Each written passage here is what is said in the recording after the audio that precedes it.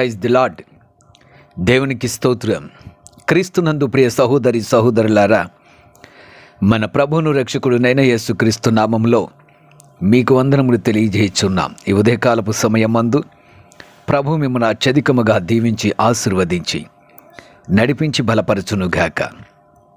ఈ దినము యొక్క వాగ్దానము, నీతిమంతునికి కలుగు ఆపదలు అనేకములు, వాటన్నిటిలో నుండి యెహోవా వానిని విడిపించును. కీర్తనల గ్రంథము 34వ అధ్యాయము 19వ వచనం. కీర్తనకారుడైన దావీదు మహారాజు తెలియజేస్తున్నాడు, నీతిమంతునికి కలుగు ఆపదలు ఒకటి కాదు, రెండు కాదు, అనేకములు.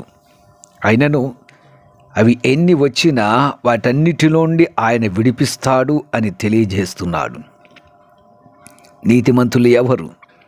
యేసుక్రీస్తు రక్తము చేత కడగబడి ఆయన రక్తంలో పరిశుద్ధపరచబడిన వారు మాత్రమే నీతిమంతులు. నమ్మి బాప్తిసం పొంది క్రీస్తును వెంబడించిన వారు నీతిమంతులుగా లిఖించబడుతున్నారు. ఈ నీతిమంతులకు అనేకమైన ఆపదలు వస్తాయి, కానీ వాటన్నిటిలోంచి ఆయన విడిపిస్తాడు. ఆ ఆపదలలో ఆయన ఉంచేవాడు కాదు, ఆ ఆపద నుండి ఆయన తప్పిస్తాడని తెలియజేయుచున్నాడు. ఆయా ఆపదలు వచ్చాయి, ఏమి చెయ్యాలి? అదే కీర్తనల గ్రంథము 34వ అధ్యాయం 17వ వచనంలో దావీదు తెలియజేస్తున్నాడు, నీతిమంతులు మొర్రపెట్టగా యెహోవా ఆలకించును, వారి శ్రమలన్నిటిలో నుండి వారిని విడిపించును. ప్రియ సహోదరి సహోదరులారా, ఆపదలు వచ్చాయి, ఏమి చెయ్యాలి? దేవునికి ప్రార్థన చేయమని చెప్తున్నాడు. నువ్వు నీతిమంతుడవు గనక దేవునికి మొర్రపెట్టు, ఆయన నీ ప్రార్థన ఆలకిస్తాడు. నీకున్నటువంటి శ్రమలన్నిటిలోంచి నిన్ను విడిపిస్తాడు. శ్రమ కలిగినప్పుడు, బాధ కలిగినప్పుడు అటు ఇటు పరుగులు పెట్టడం కాదు, పక్కవారికి మన సమస్యను తెలియజేయడం కాదు, వేరొకరితో మన బాధ చెప్పుకుంటూ తీరిపోద్ది అనుకోవడం కాదు.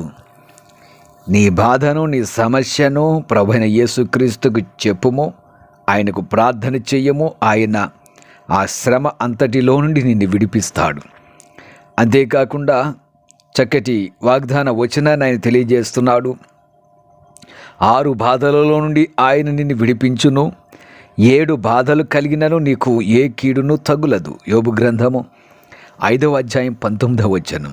ప్రియ సహోదరి సహోదరులారా, ఎన్ని బాధలు కలిగినా, ఎన్ని శ్రమలు కలిగినా విడిపిస్తాడు.